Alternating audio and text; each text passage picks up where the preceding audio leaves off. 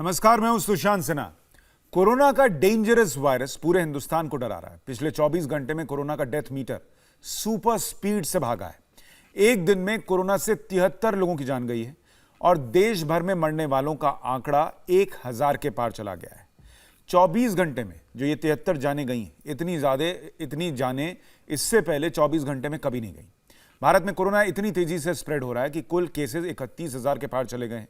Corona से लड़ाई में हाल के दिनों में एक उम्मीद की किरण नजर आई थी। यह बताया गया था कि प्लाज्मा थेरेपी रामबाण की तरह सामने आ रही है।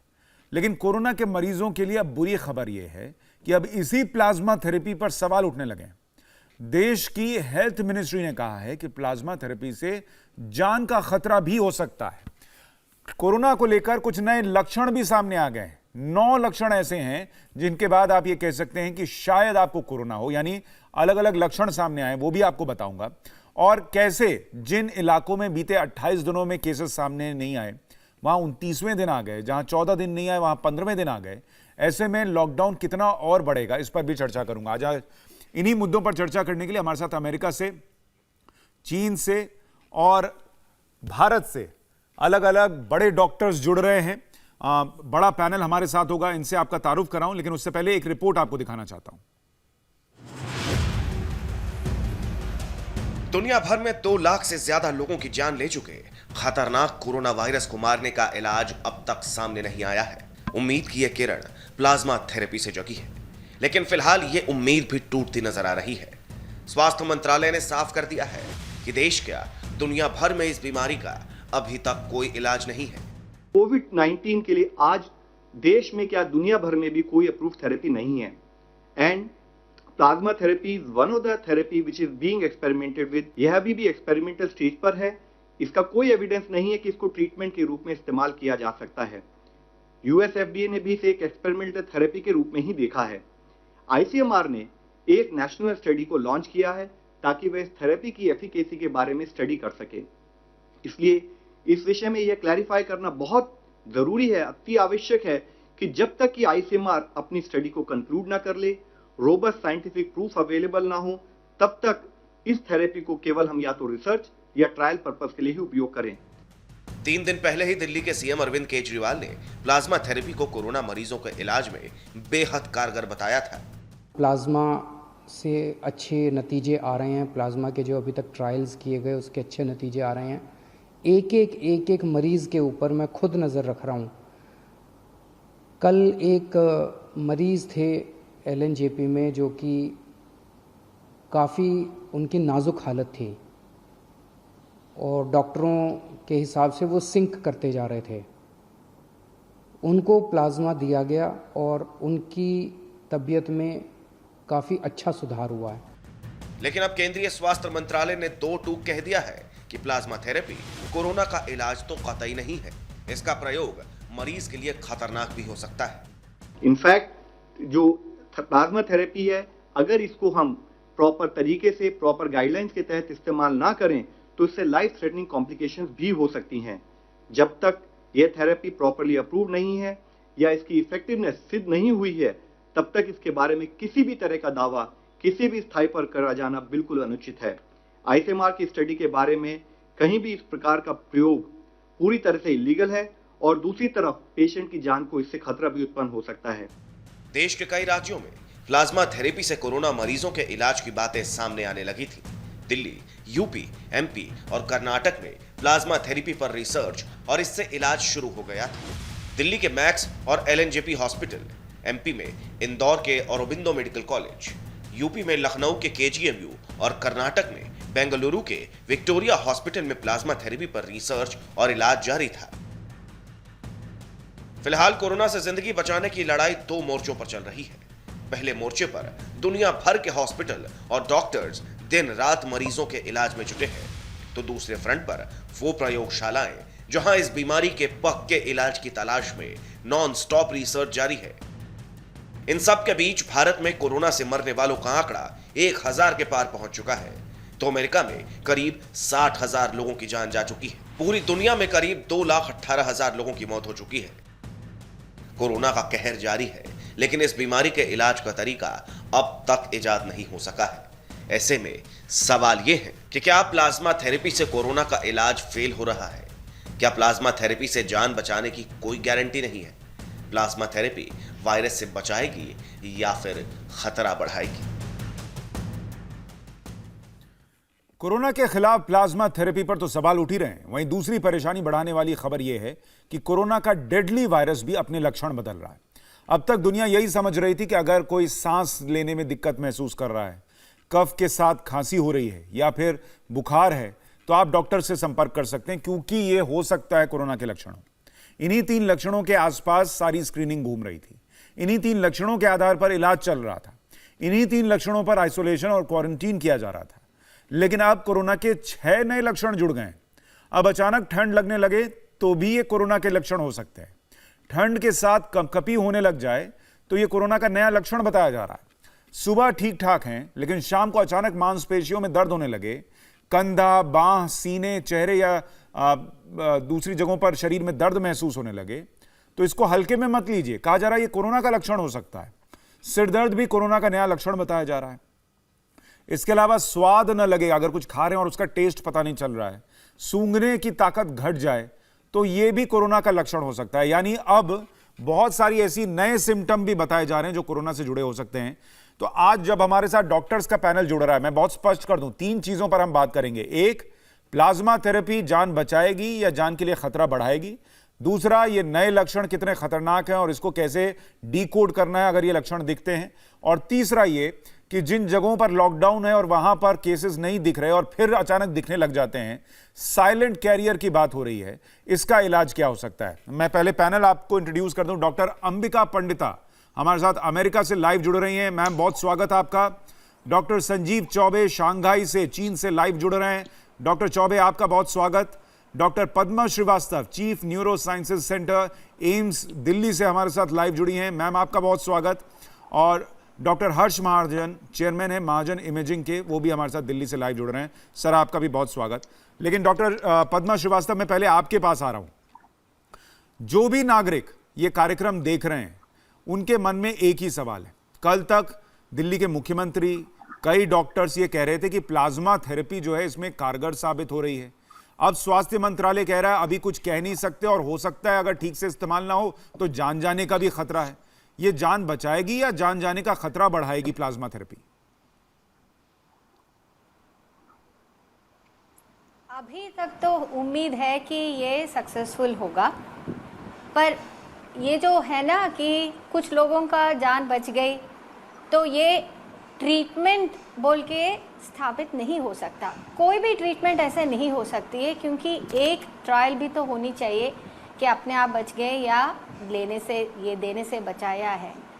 तो ये जो है कि plasma therapy is one of the potential treatment modalities, पर इसके लिए जो साइंटिफिक एविडेंस चाहिए होगा कि और लोगों को ये दिया जाएगा, तो इसीलिए ICMR ने ट्रायल बोला है, एक्सपेरिमेंटल बोला है।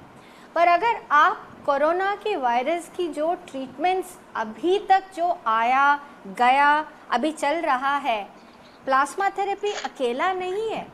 ये आया NEJM, सबसे बड़ा journal, new England journal of medicine, उसमें आ गया कि रेमडेसिविर एंटीवायरल वो अच्छा है, और दूसरा ट्रायल आ गया कि वो बिल्कुल ठीक नहीं है।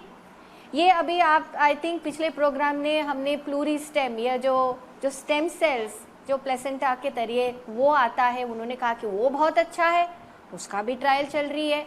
तो ये ट्रायल्स के रूप में है, और जब हम ऐसे मामले को हम सामना कर रहे हैं, ऐसे में जिसमें ट्रीटमेंट नहीं है, ऐसे और में तो हम अंधेरे में तीर चलाने वाली स्थिति है ना, क्योंकि देखिए मैम, हम लोग डॉक्टर्स के साथ इंडिया टीवी शुरुआत से शोज कर रहा है। पहले डॉक्टर्स ये कहते थे मैम, पहले डॉक्टर्स ये कहते थे कि मास्क मत लगाइए, कोई जरूरत नहीं है सबको मास्क लगाने की। कुछ दिन बाद हम ही लोग ये कार्यक्रम कर रहे थे तो डॉक्टर्स बताने लगे सब मास्क लगाइए।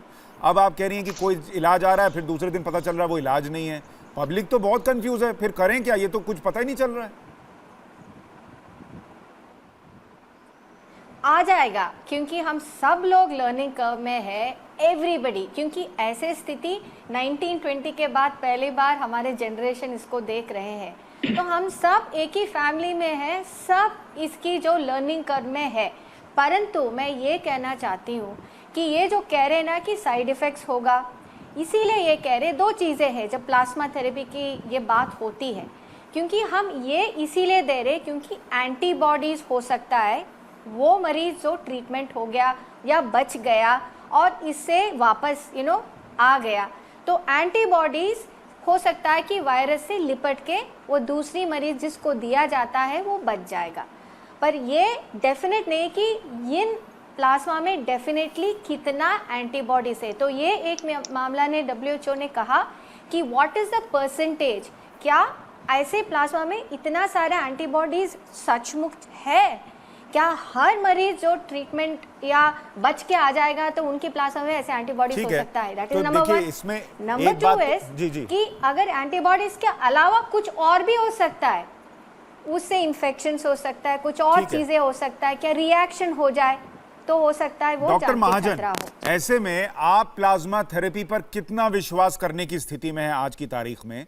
और जब ये कहा जाए कि अगर ठीक से इस्तेमाल नहीं हुआ तो जान जाने का भी खतरा है, अगर मैं कोरोना पेशेंट हूं, मैं क्यों इस बात के लिए तैयार हूं कि मेरे अंदर प्लाज्मा डाला जाए अगर मेरी जान को भी खतरा हो सकता है? देखिए सुशांत जी, हमें कुछ पहलुओं पे बहुत ही गंभीर रूप से देखना होगा। नंबर एक, हम भावनाओं के में बह के ट्रीटमेंट नहीं कर सकते हैं। ये एविडेंस बेस्ड ट्रीटमेंट है और इसीलिए जो कल कहा भी गया है इंडियन गवर्नमेंट ने, और जो सच भी है वो ये है कि प्लाज्मा थेरेपी एक इन्वेस्टिगेशनल ट्रीटमेंट है, रिसर्च के तहत ये की जा रही है और इसके कई स्पेसिफिक उन्होंने रखे हुए हैं मापदंड। कौन ले सकता है, कौन प्लाज्मा दे सकता है, कैसे प्लाज्मा स्टोर होगा और दिया जाएगा। इसमें अभी निराश होने की कोई बात नहीं है, सिर्फ चेतावनी दी गई है कि ये प्लाज्मा थेरेपी हर जगह नहीं हो पाएगी, इसको किन्हीं स्पेसिफिक मुद्दों के तहत ही दिया जाएगा, चाहे वो पेशेंट चाहे देने वाला।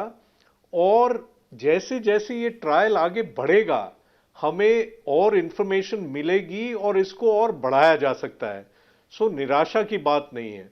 दूसरी बात रही, क्या हर मरीज जो कि कोरोना से ठीक हो गया, क्या वो दे सकता है प्लाज्मा?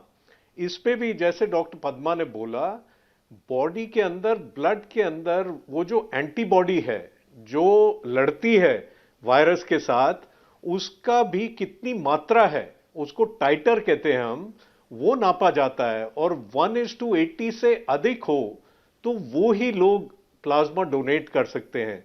अगर प्लाज्मा अनहाइजीनिक कंडीशंस में स्टोर हुआ, अनहाइजीनिक कंडीशंस में लिया गया और वो इंजेक्ट कर दिया गया मरीज में, तो उससे नुकसान भी हो सकता है। बाकी कई बार एलर्जिक रिएक्शन भी होते हैं। तो हमें ये बढ़ाना नहीं चाहिए कि इसका नुकसान बहुत ज्यादा होगा।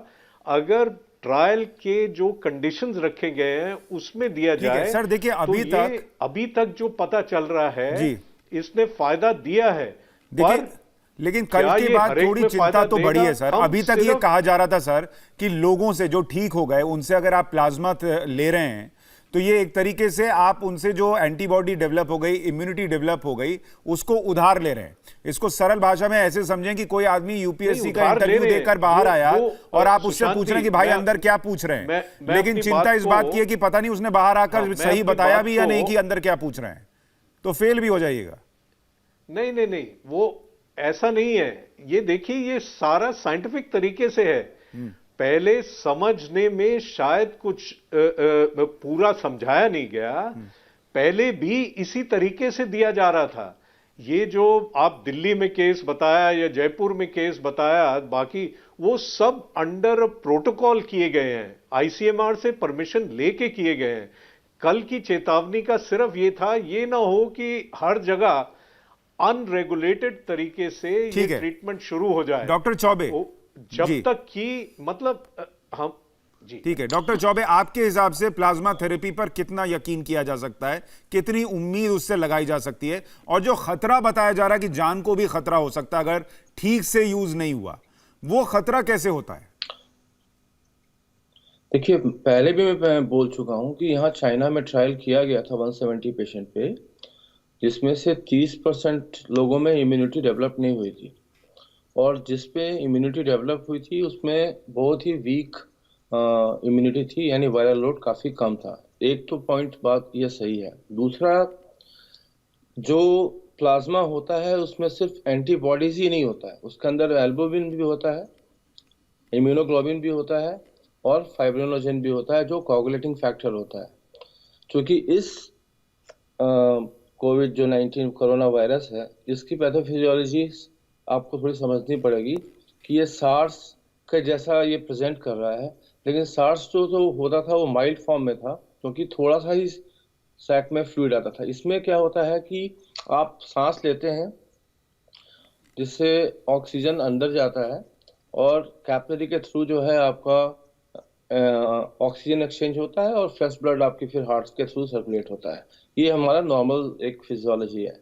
बट इस वायरस में देखा गया, जितनी भी सीटी स्कैन्स किए गए, कि सारे एल्वियोलाई जो सैक हैं वो पूरे फ्लूइड से फिल्ड हो चुके हैं, जिसकी वजह से दो प्रॉब्लम आया। एक तो जब पॉजिटिव प्रेशर वेंटिलेटर के थ्रू दिया गया तो वो कोलैप्स हो गया, जिससे पेशेंट डिसैचुरेट होने लगा और काफी ज्यादा लंग्स डैमेज हुआ।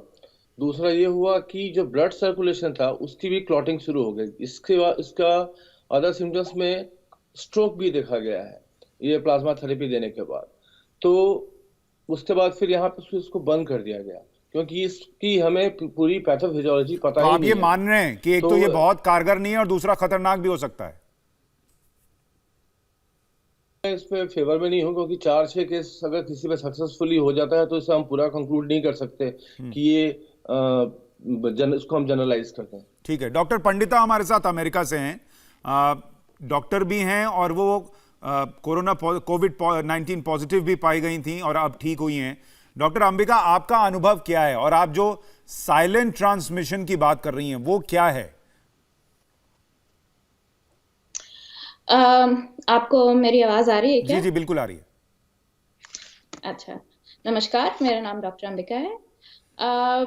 मैंने साइलेंट ट्रांसमिशन के बारे में लिखा, और क्योंकि मैं इसके थ्रू भी जा चुकी हूँ इसलिए लिखना लाजमी था। मेरे हस्बैंड और मुझे, हम दोनों को कोरोना वायरस हुआ। वो न्यूयॉर्क के मैनहट्टन के हॉटस्पॉट में काम करते हैं, सिटी हॉस्पिटल में। मैं भी सिटी हॉस्पिटल में काम कर चुकी हूँ और फिर से जुलाई से मेरी दूसरी ज्वाइनिंग होने वाली है। तो हमने ये देखा कि टेस्ट होते हुए भी मैं पॉजिटिव आई, वो नेगेटिव आए। वो काफी देर तक नेगेटिव आए, जबकि उनकी हालत मुझसे बहुत बहुत ज्यादा खराब थी। उनकी इतनी खराब हालत थी कि वो इंक्यूबेट भी हो सकते थे। तो उससे मेरे मन में एक भावना आई कि बाद में वो पॉजिटिव निकले, तो मेरे मन में ये भावना आई कि हमारे बहुत सारे भाई बहन around the world, people don't understand कि ये साइलेंटली ट्रांसमिट होता है। आपको पता नहीं चलता बहुत दिन तक, आप बिल्कुल ठीक होते हैं, भले चंगे होते हैं, थोड़ा सा नजला टाइप का लगता है, मगर आप सोचते हैं कि ऐसे ही मौसम बदल रहा होगा, कुछ ऐसा है। और कई बार टेस्ट भी नेगेटिव आता है, इनिशियल टेस्ट, जैसे मेरे हस्बैंड का है। और 20 दिन के बाद पता चला, जब दूसरा बार टेस्ट किया उनका, कि नहीं, वो पॉजिटिव। तो अच्छा। उससे आप मेरा आर्टिकल पढ़ सकते हैं साइलेंट ट्रांसमिशन के बारे में, मैं आपका एयर टाइम वेस्ट नहीं करूंगी। तो डेफिनेटली बाहर हर किसी आदमी को संक्रमित समझिए। अपना प्रोटेक्शन ही आपका सबसे बड़ा हथियार है, जब तक इसके लिए कोई वैक्सीन नहीं, इसके लिए कोई दवाई नहीं। नंबर 1। नंबर 2, ये रही साइलेंट ट्रांसमिशन की बात। नंबर 2, आप मुझे प्लाज्मा के लिए शायद पूछ रहे हैं। जी जी, राइट? जी जी। मैं प्लाज्मा थेरेपी से उम्मीद नहीं छोड़ूंगी।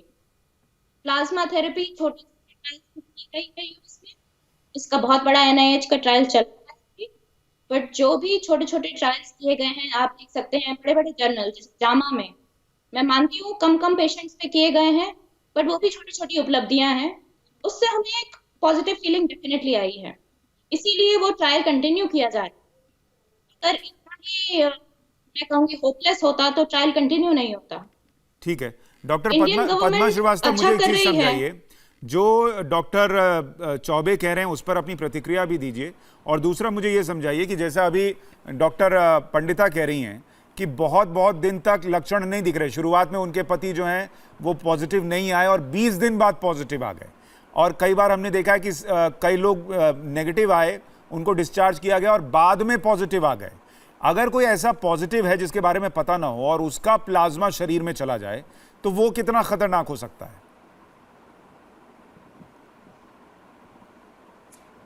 सही है। तो इसको जो कहते हैं एसिम्प्टोमेटिक कैरियर्स, तो ये टर्म तो एक्सेप्टेबल है, हम सब जानते हैं कि एंड द पॉजिटिविटी, टेस्ट की पॉजिटिविटी कितनी है, 60% है। तो कई बार हमको पता ही नहीं चलता और कब ये टेस्ट किए हुए हैं। आम तौर पे ये लगता है कि जो वायरल लोड सबसे ज़्यादा 5 और 7 दिन के बीच में है, दैट इज़ व्हेन ज़्यादा तक टेस्ट होते हैं। पर अभी रिपोर्ट ये भी आया कुछ रिपोर्ट्स में कि पहले और दूसरे दिन में ज़्यादा है। कुछ लोगों का 14 दिन 21 दिन के बाद भी पॉजिटिव आ सकते हैं और पहले सब नेगेटिव ही आ सकती है। तो बार बार जो टेस्ट करने में ये चीज़ आएगा, पर ये डेटा कहाँ से आ रहा है? जहाँ पे ये टेस्ट बार बार हो सकता है और हो रहा है, काफ़ी सारा हो सकता है। डेवलपिंग वर्ल्ड जैसे हमारे भारत देश में इतने सारे टेस्ट करना मुश्किल है, तो कहीं बार बहुत सारे लोग जो एसिम्प्टोमेटिक घूम रहे हैं और इसका क्या नतीजा है? So they would definitely spread the disease. तो अगर ये डॉक्टर पंडिता ने जो पहली बार की, हमारे कवच जो है, हमारे आर्मर इज कि हम प्रोटेक्शन ले, क्योंकि बिना प्रोटेक्शन घूम रहे एसिम्प्टोमेटिक, वो सोचते कि मुझे कोई प्रॉब्लम नहीं हुआ, वो फैला देगा दूसरी जो बंदा है जिसको सेम वायरल लोड से बहुत खतरनाक बीमारी आ सकता है। दूसरा चीज़ जो डॉक्टर चौबे ने कहा है कि समटाइम्स ये खतरा क्यों हो रहा है। एस्पेशली ये देखा गया है कि कोविड की जो सिम्टम्स आपने भी बताया कि खाली बुखार, खांसी और सांस में तकलीफ नहीं है, कई रूप से ये आ रही है। अब सबसे जो नया आ गया कि चिल्स हो सकता है, बदन में दर्द है, कोल्ड हो गया है, ठीक है, पर बाकी भी है, जैसे लकवा, एकदम से स्ट्रोक हो रहा है, एकदम से हार्ट अटैक्स हो रहा है। और ये भी अभी कल पब्लिश हुआ कि 30 और 40 साल की उम्र के बीच में जवान लोगों को, जिसको ना बीपी है, ना डायबिटीज़ है, ना कुछ भी है, कोई रिस्क फैक्टर नहीं, वो अचानक एसिम्प्टोमेटिक, मतलब बहुत माइल्ड पॉजिटिविटी में भी, मतलब कुछ खांसी है फिर भी उनको एकदम से लकवा हो रहा है। क्यों हो रहा है? क्योंकि खून की नलियों में ये क्लॉट्स बन रहा है, ये थ्रोम्बोजेनिक है, कोआगुलेंट स्टेट आ रहा है। तो यही डॉक्टर चौबे ने भी बताया कि कुछ चीज़ वो प्लाज्मा में है जिसके वजह से ये ब्लड में क्लॉटिंग हो सकता है। तो अगर आप एंटीबॉडीज़ बहुत ज़्यादा परसेंटेज नहीं है वो नहीं दे रहे, पर ये बाकी चीज़ दे सकते हैं, तो वो मरीज को खतरा हो सकता है। तो ये जानकारी कैसे मिल रही है? जैसे जैसे हमारा डेटा ये इतने सारे मरीजों के अभी जो बहुत सारे लोग ये कार्यक्रम देख रहे हैं, उनकी चिंताएं बढ़ गई होंगी। लेकिन डॉक्टर चौबे, मुझे एक बात बताइए, भारत में सोशल मीडिया पर एक मैसेज घूम रहा है, लाइटर नोट पर है, लोग ये पूछ रहे हैं कि जो वायरस डिटॉल साबुन लगाने से और सर्फ साबुन लगाने से, हाथ धोने से मर जा रहा है, उसके लिए दवा क्यों नहीं ढूंढ पा रहे डॉक्टर? देखिए, ये तो सबसे पहली बात तो है कि जो अभी तक मैम जो अमेरिका से जुड़ी हैं, वो बोली उनके हस्बैंड को 28 डे, तो इसका टोटल डेज ऑफ ड्यूरेशन जो है अभी तक जो हमने यहाँ पे देखा है वो 28 डे, 28, 0 से 28, 28 मतलब पहले दिन से 28 दिन तक के बीच में सिम्टम्स कभी भी आ सकता है। फर्स्ट 10 डेज में किसी को नहीं सिम्टम्स आते हैं, कभी आते हैं। अब रह गया डिटर्जेंट की बात, तो देखिए सेल्फ हाइजीन, सेल्फ प्रिवेंशन, इसकी बात तो हम लोग पिछले 3-4 महीने से कर ही रहे हैं कि protect your self, protect your family and protect your society. तो अभी हमारे पास जो एक करंट जो सॉल्यूशन है वो वही है कि self protection and stay safe and stay at home, that is the best. जब जरूरत पड़े तभी निकले, तब जब तक, क्योंकि अभी तक हर दिन एक नया ट्रायल आ रहा है, अभी तक कम से कम 7 से 8 नए थेरेपीज को इंट्रोड्यूस किया गया, जो हर चौथे या 5वें दिन जो है वो फेलियर में चला जा रहा है जी। तो यानी सर अभी यही है कि बस स्थिति यही है कि किसी के पास कोई पक्का इलाज अभी भी नहीं है, ये हम कह सकते हैं। उम्मीद छोड़िए भी मत, और बहुत उम्मीद बनाइए भी मत। जो भी हो रहा है वो अभी सब टेस्टिंग के फेज में, कहा नहीं जा सकता कौन कितना असर दिखाएगा। बहुत शुक्रिया आप सभी मेहमानों का हमारे साथ जुड़ने के लिए और जानकारी देने के लिए।